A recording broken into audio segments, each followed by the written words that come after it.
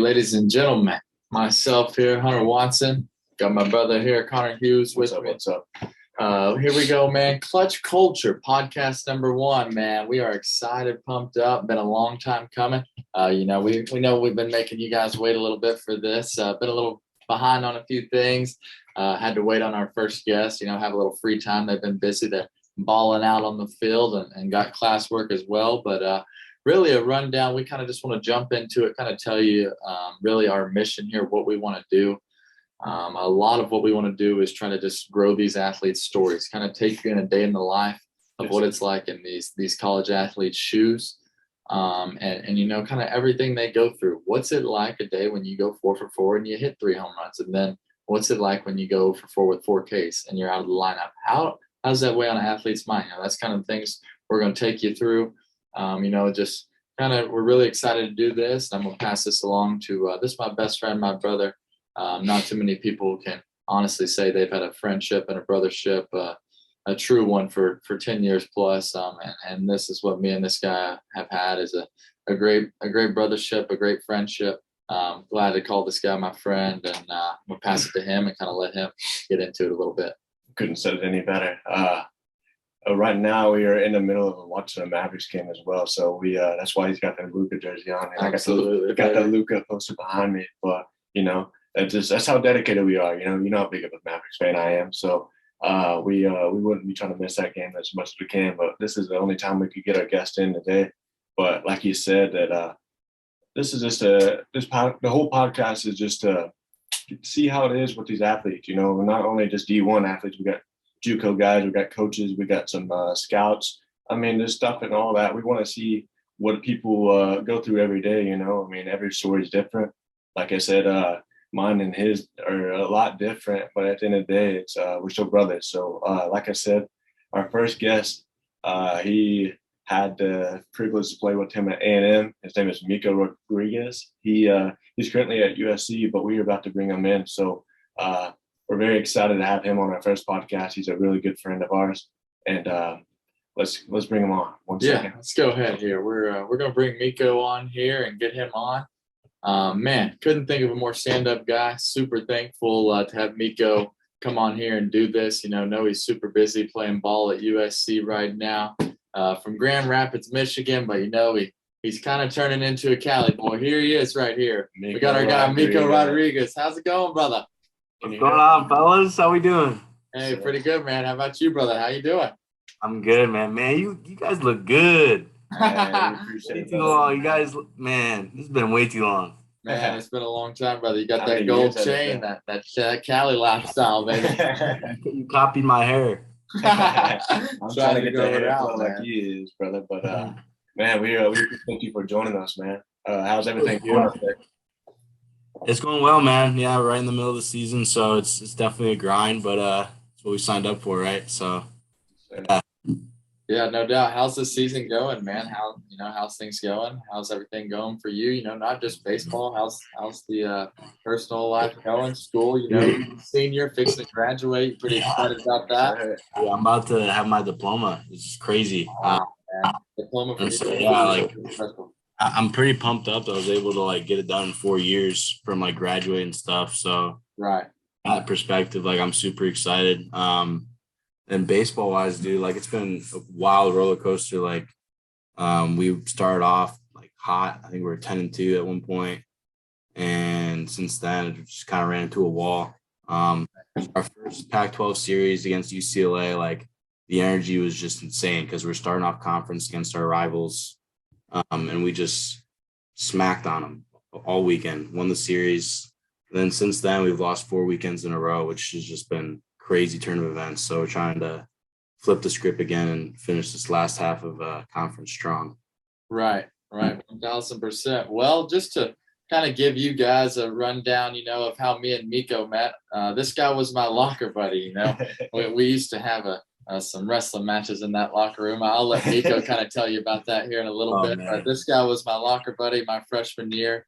And quite frankly, to be honest with you, man, me and him, two, in my opinion, really talented freshmen just coming in and, just didn't really get the opportunities, that we wanted. But we kind of used this as a moment to lean on each other. For me, Miko, man, was a guy that I leaned on at A&M, and he made my time just so much more enjoyable. Just getting to be around him, just picking his brain. But I just really couldn't think of a more stand-up guy. And, I'll kind of let Miko tell you a little bit more. Appreciate that, brother. Yeah, same here, dude. We both came in, hopes high, like we're going to do this thing. And then we get hit with reality, right? Like college baseball is a monster. Like it's not like, at every level we played at prior to that, we were the man as soon as you step on the field. And then we get there, there's just everyone is just like that. And so it's crazy to go into that as a freshman. But, lucky for us, we had you, me, a couple other guys, but really, man, when it got down to it, it was just me and you freaking just trying to figure it out because we knew we only had we knew where were we at and we knew we had to like get better. And so I remember nights, you and me, it's like 10 o'clock at night. Hey, let's go to the cages. And we were there just the balls, like we're running out of the buckets, dude. Like it was crazy. Yeah, I'm just glad I had someone there like that wanted to work to get better too, instead of just accept where they're at. So right, no doubt about it. Tempers boiled over a couple of times in the locker room. I remember. So I'll go over that one time we got in a little scuffle. I was coming in from the cages before practice or something, and I might have been running I was running late. Like the practice was about to start. I still had to get dressed, and Watson was all dressed, ready to go. And he's like, Miko, get ready. Like, what are you doing, man? And I just, I was deep in the tank, right? Mentally, like hitting. And so I was just not taking it from anyone at that point. So I kind of stepped up his face, like, what are you talking about, dude? And then and then we just knew like we were about to go at it. And dude, two freshmen just going at it in the middle of the locker room with everyone watching. And yeah, we gave him a show, Waddy. Yeah, no doubt about it, man. That would have been some pay-per-view. That was like some low shit right there, man. Yes, sir. The funny thing is I've known this guy my whole life, and I know he's more of a lover than a fighter. So that's kind of ironic that y'all are fighting the locker room. That's pretty funny. Well, yeah. I'll let you ask him who won that one. We like my bad. I mean, if you got any more to say, I apologize. No, I'm a humble guy, but I'll accept that victory for sure. I'm gonna brag about that one for a while. Yeah, no doubt, man. I got a pretty funny story here, and this was one I was thinking about on the way over here on the drive over. But I remember sitting there up in my room playing Fortnite one night. This was towards the end of freshman year, towards the end of the season, and Miko walks in my room and he's got this jar. And I'm just like, what the hell is this jar, And all this crushed apricots. And I'm like, Miko, what is this? It looks like fruit, He's like, man, these are these CBD gummies, man. And I sit there and I'm sitting there telling him for 30 minutes. I was like, Miko, I can't take this, man. I'll fail a drug test tomorrow, Yeah.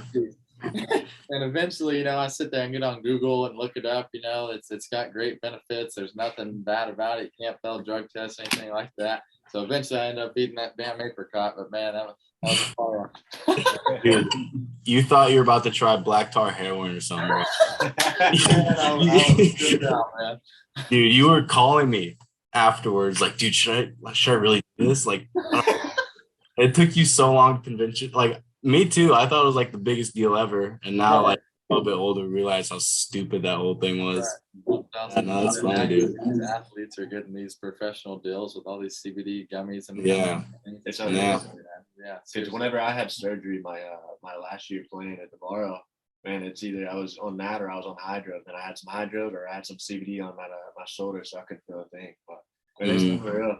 But I can tell you, after that CBD wears off, I can tell you that's a lot of pain. So yeah, I mean, even towards like weed in general, I think they're lightening up a lot of what's going on, because I know they increase the level that has to be in your blood to get popped as positive by like 3 or 4 times. Wow. So, yeah, I mean, I think a lot of stuff related to that's going to be changing soon. Right. Yeah. 1,000%. Yeah, I can see that shifting for sure. A lot of some of these stories that we wanted to talk about kind of bring up some of these fun A&M stories. This guy was down in College Station all the time, man. We were tearing down Northgate and dude. We're whipping around the Porsche, man. That was some good. Oh my gosh. Right. I don't drive that car anymore, bro. Man, there's a lot of young freshmen. I was a sophomore at the time, a redshirt freshman, I would say. But yeah, I was the oldest of the group. But let me tell you, we weren't thinking the straightest. But we had some fun times at Northgate. But let's before we hop into more about baseball, man. Tell us a little bit about yourself. Where you come from? You know, 'cause I know you're not from Texas. Not many people know where you're from. So go in on that detail if you don't mind. Yeah, I'm from Grand Rapids, Michigan, which probably half the people I met in Texas wouldn't be able to point that out on a map. Yeah, no, I'm from up north, Midwest area. You know, it's very weird playing baseball outside only like 4 or 5 months out of the year. And then that's why, you know, I set my goal to, you know, play in college somewhere in a warm state. And that's why, you know, A&M was, you know, such a high school on my list at the time. But yeah, growing up, man, I always just loved baseball. I was the first kid born in my family, oldest of 4, and my dad, you know, loved baseball his whole life. And so of course I'm gonna, you know, catch on to that as well. He was my coach all the way up until like 16U travel ball when I went and played for, you know, a bigger national team or whatever. But, you know, he's always, you know, been my guy baseball wise. And that's kind of just how I grew up, was baseball. Quick question, man. When would you say that you got recruited? What age? I mean, like what type of, like, junior year, sophomore year, freshman year? Yeah. So I can walk through that kind of whole process. A&M was the first school that offered me, and the first one I like really talked to for a while. And that kind of stems off of Brandon Birdsell, who you guys both know. I played like some sort of an Under Armour event with him. Met his dad. We're all good friends, and he was committed to A&M at the time, and kind of just put in a good word. And that's kind of how that process started. And that was the summer, probably the winter of my sophomore years when I started talking to them, and then went out and played well that summer and got the offer. Awesome. That's awesome. Yeah, man. So take us through, because now with this day and age, that transfer portal, it's always, you know, it seems like the numbers are climbing day by day. Take us through what's that like being at that SEC school at Texas A&M, and then just having to mentally, not only physically stay in shape, you know, for that transfer move to USC, but mentally, you know, what does that do on an athlete's mind? You know what I mean? There's so many things that people want to hear about and hear about these stories, man. I'd just love to hear yours and kind of how you made that transformation. It's actually a really, like, that was a life-changing moment, obviously, right? When I'm set up to be at this school for 3 years, right? I commit my sophomore year. I'm there after a couple more years of high school. And so I'm an Aggie for 4 years, basically. And then to have one season go by and like things change, like do a complete, you know, 360, that was like, you know, the biggest like change in my life at the time. And so right from the end of that freshman year, I went and played summer ball for the Kalamazoo Growlers in the Northwoods League, which is like the closest team back home in Michigan. And so I was playing knowing that like I was no longer a baseball player at A&M. So I was in the portal once I started playing summer ball. I was just like, didn't know where I was going to be at the next fall. And so there's a lot of just unknowns. And at the end of the day, I knew I just had to ball out and I'll end up in the right place. But at the time, I was like writing emails to certain schools that I thought would be a good fit. I even went as far as looking at like the draft and to see like if a lot of outfielders got picked up from a certain school and it was like a good school. And that's actually one of the ways I got to SC is that they had 2 of their starting outfielders drafted the year before I was going to get there. And I was playing summer ball with Cleones and Emilio Rosas, who are 2 of my good friends at SC now. And they were SC baseball players at the time. And they knew like I was in the transfer portal and they put in a good word to the recruiting coordinator over here. And that's kind of how that worked out. That's awesome. Well, for you younger guys that are listening and really just anyone in general, I mean, really take that advice right there. Think about the things that went into making that decision. It's not all about the big name or the big school, especially right out of high school. JUCO is not always a bad option. There's a ton of talented JUCOs, especially right here in Texas in our backyard. You know, we got Grayson here and D Hart. You know, they're always tearing it up, top talented team.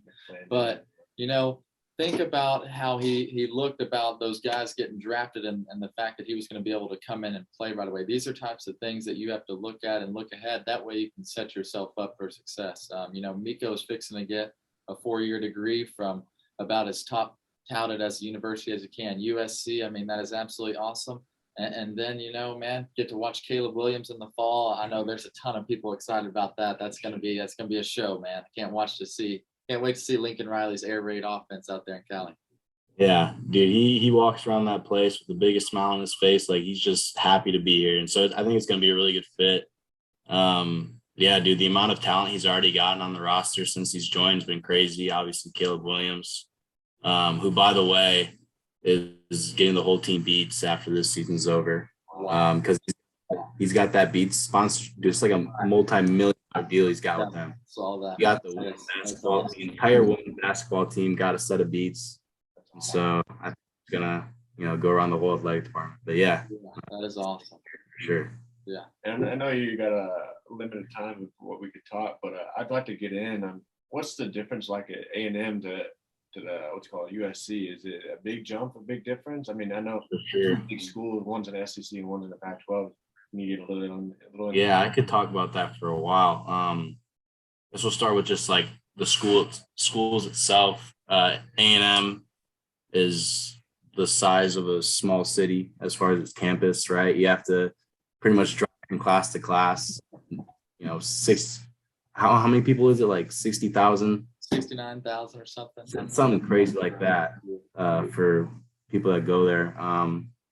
And so that's the complete opposite of what USC is. You know, at A&M, the school makes up the city. Here, you're in Los Angeles. You're just a small part of the action that's going around, which actually kind of hurts athletics here a lot because there's so many like things to do that a lot of people won't know about a USC baseball game. And that's why, you know, A&M's getting 4,000 or 5,000 fans every day. You know, we're pushing like 2,500 on opening night type thing.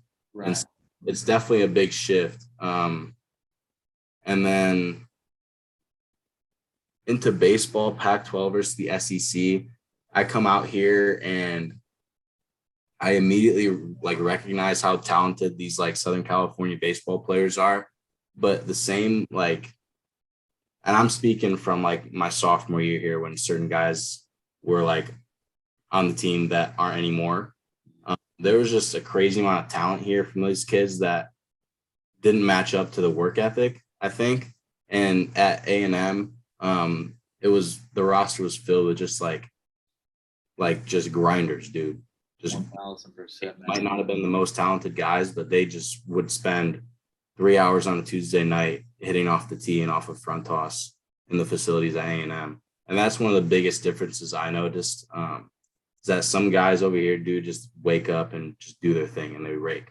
And I've never been one to be able to do that. And so crazy how I've never understood how people can do that. They just wake up and they do it, dude. They don't think about mechanics. They don't think about anything. They just wake up, hit 95, and that's it. And it's crazy. It's crazy how that works. But yeah, I couldn't agree with you more, man. I remember at A&M, man, anytime, you know, late at night I wanted to go hit, I'd text you and you know, you're right there. We're getting in the Porsche and we're whipping over the field and going hit. You know what I mean? It was a lot of fun being around guys that love to work and wanted to be in that environment. You know what I mean? And especially guys like you. You know, it was a lot of fun, and we just appreciate your time, brother. Seriously, man. Kind of take us through your future plans, you know, after ball, and you still got the same lady friend, Madeline. Hope everything's going well. Hope you're doing good, girl. You know, kind of take me through your future plans, brother. Yeah, man. Well, right now, like I'm looking at playing another year. Obviously, I redshirt at A&M. Then we got the year back from COVID, and so we have 2 more years after this one if I want to use that. For sure, want to use the first one. See what comes out of it. Yeah, so I guess I'll be repeating that same process all over again with the transfer portal and everything after I graduate. Absolutely. I want to be able to experience something new, have a fresh start, a new program. see where a year can take me. No Yeah, doubt about right it. now. Yeah, trying to play the game as long as I can, Waddy. Yeah, no, I totally get that, man. I've always felt that way about you. You know, you work as hard as anyone. You put in the time, man. You care about it. Just waiting on that opportunity, man. And I'm just waiting to see it, brother. Because I can't Sure. wait for you retweeting every game. Miko Rodriguez bomb. Miko Rodriguez. You know, Yes, sir. I just can't wait, man. I'm excited to watch you ball out and excited to watch you grow. Just super thankful for our friendship and thankful for your sure. time tonight, man. Yes, sir, man. We gotta really get together soon. I gotta make a trip down to Texas or something. Absolutely, Well, man. we need to come out there and watch a USC game together or something like that. Take a little Wherever cabin. you go, actually. But we do appreciate your time, like you said. I appreciate you for bringing me in as a brother. I know we've only seen each other 2 or 3 times, but we're still like a brother to me, you know. And I appreciate that, man. And, you know, I'm rooting for you, and we're all rooting for you at Clutch Culture. So we appreciate you for being the first guy on our podcast. You know, that means a lot. Yes, sir, baby. Clutch Culture, baby. Yeah, I appreciate that, baby. man. You have a great night, and we're hoping to see some home runs here soon. Good luck this weekend, brother. Hey, love you, boys. Take it easy. See you, brothers. Man, what a heck of a podcast. Podcast 1, Miko Rodriguez. Just a phenomenal job. You know, y'all kind of work with us. You know, we got a few speech things here and there. We got to do a little bit of editing, get this first video out there. But, man, we're really excited to get this thing going. We understand we're in a bedroom. We're going to have an office, a different setup with our Clutch Culture, you know, material, that apparel stuff behind us. Start getting that thing rolling. Really start turning this into a pretty sweet podcast. It's going to be a great deal. Tons of athletes we have in mind to come on. Not just baseball. We want to grow college baseball because that's something that needs to be grown right now. College baseball is a lot of fun. Yeah, it needs to be broadcasted more. And these guys are special, man. What they're doing on a daily basis is special. It's awesome to see, really. But we can't wait to bring these athletes on to you guys, them tell their stories. Miko did a phenomenal job tonight. Yes, you know, for any young guys, anyone in general out there, man, great listen. Give it a listen tonight. Some really, really good knowledge out there. And, you know, I'll pass it to my boy. Man, yeah, just to feed off on that, man, you couldn't say it any better. I appreciate this, brother. This guy, man, it's